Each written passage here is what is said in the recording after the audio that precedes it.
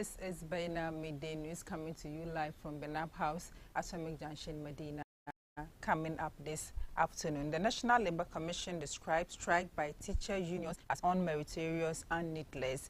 Member of Parliament for Old Tafo constituency, Vincent Isafua, says it's better to learn under trees than not to be educated. And in business this afternoon, petrol, diesel and LPG prices to go up marginally today, February 1, 2024. Remember, we are streaming live on Facebook and YouTube at Baina TV. Stay tuned for details of the stories shortly.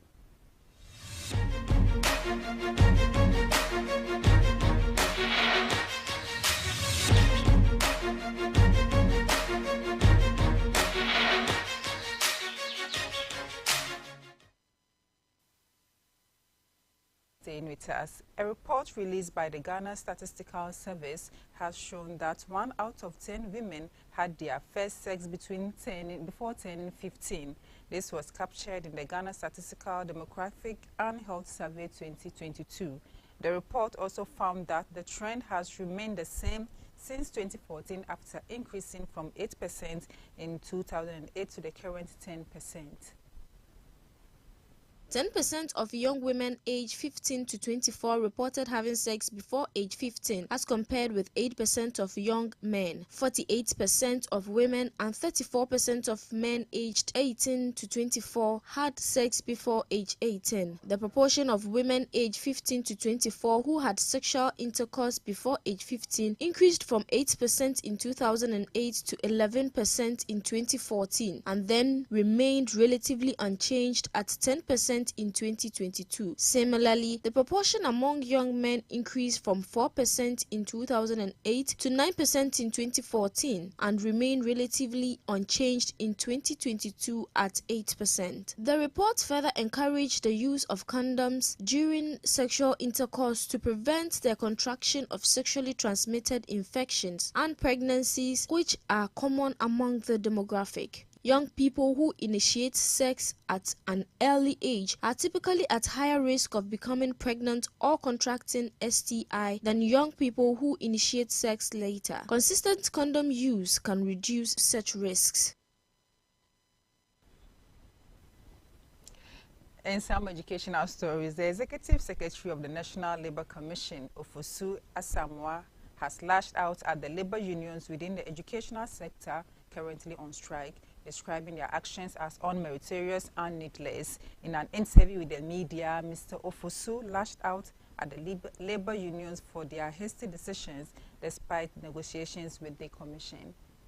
Senior Staff Association of Universities of Ghana, Federation of Universities Senior Staff, FUSAG, Teachers and Educational Workers Union of Ghana, TEWU, and the Ghana Association of University Administrators are already on strike over the government's failure to address some pressing concerns affecting them. Some of the labor unions complained about the employers' reluctance to address their welfare needs, including Tier 2 pension funds, vehicle maintenance allowance, and overtime allowance, among others. He stated that in recent times, strike actions have become a tool that is misused. He further described the actions by the labor unions as wrong and unlawful, adding that the strike is unmeritorious and it's needless.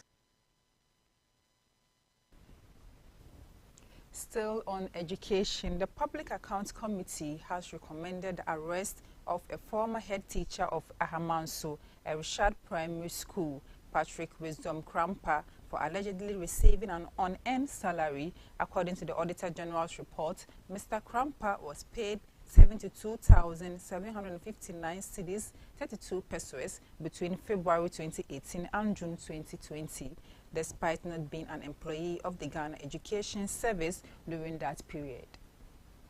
The report recommended that Regional Education Director ensure the full recovery of the money with interest from Mr. Krampa, and that the District Director of Education should be held accountable for the payment. However, the District Director reported that Mr. Krampa has failed to repay the money with interest as directed. Mr. Krampa had agreed to make some payment upon being invited to the regional office, but he has not been reachable for the past 3 days, raising raising concerns that he may be attempting to evade payment. The chairman of the committee, James Kluche Aveji, has strongly advised that Mr. Krampa be arrested for receiving government funds without performing any work. Away from education, let's do some political stories. The Member of Parliament for the Old Tafo constituency, Vincent Eko Asafwa, has defended the free senior high school policy, asserting that it should not be reviewed as it is better for students to study under trees than to be uneducated. His comment comes in response to calls for a review of the free senior high school policy. In an interview with the media in Accra on Wednesday, January 31st, 2024, Mr. Safwa acknowledged the challenges in the education sector but believes that reviewing the policy is not the solution. Dr. Yao Osei Educhum, the Minister of Education, opposes these calls, stating that the policy does not require any review. He asserted that all leadership should participate in the policy to support the future generation. Despite the challenges, he emphasized that students are receiving education, which is the most important aspect. He stressed the importance of providing education for the future generation and urged all Ghanaians to work together to address challenges instead of calling for a review. According to him, it is better for a young person to sit on the floor without any desk to learn rather than not being educated. He added that it is better for a young person to go to school without slippers and be educated than not being educated at all. Hence, the free senior high school policy should not be reviewed. And now in business, fuel prices are expected to go up marginally beginning today, February 1, 2024.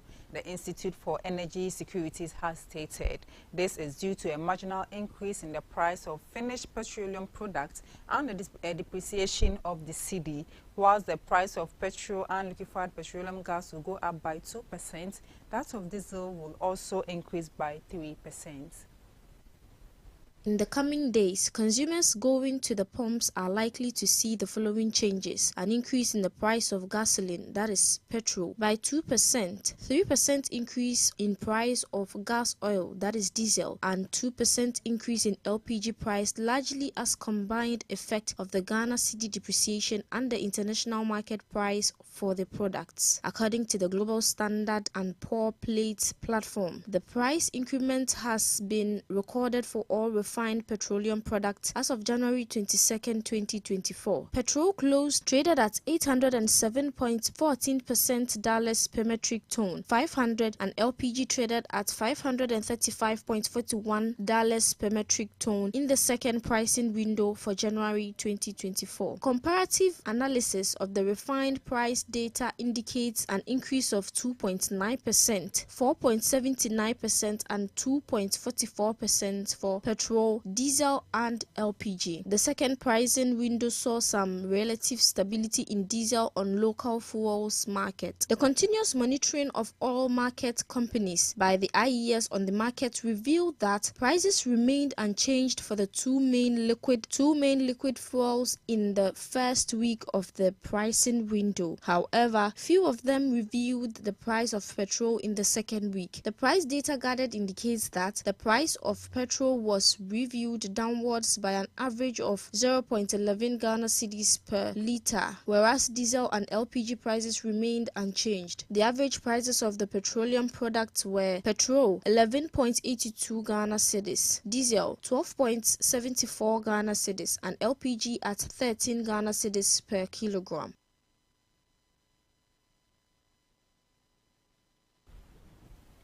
Wrapping up with sports, board chairman of the National Sports Authority, Seth Panwum, has expressed his reservation about the constant dismissal of coaches struggling with the Black Stars and is pushing for a more sustainable approach.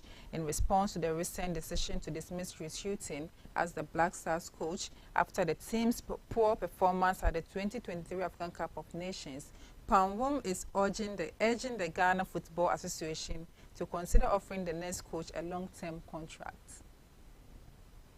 Hilton's dismissal marks the fifth managerial change under the current administration, with Kwesi Appiah, Charles Akono, Milovan Rajvak, and Otuado also leaving the position in recent times. Speaking to the media in Accra, Pamwan emphasized the need for stability and a focus on long-term solutions to address the challenges facing the national team. He said the dismissal of the head coach will not fix the problem. According to him, certain FA officials were opposed to the appointment of Chris Hilton because he was not their preferred candidate, so he did not receive the full support of the organization. He proposed a different approach for the upcoming appointment, saying the next coach should be signed on a long-term deal. He said it is time for the FA to listen to Ghanaians because the squad is funded by taxpayers. The NSA chairman's plea aligns with the ongoing restructuring within the Ghana Football Association, which has already initiated a committee tasked with finding a new head coach for the Black Stars within 3 weeks. The expectation is that the new appointment will be finalized before the end of February, with a focus on securing a coach who can bring stability and long-term success to the national team.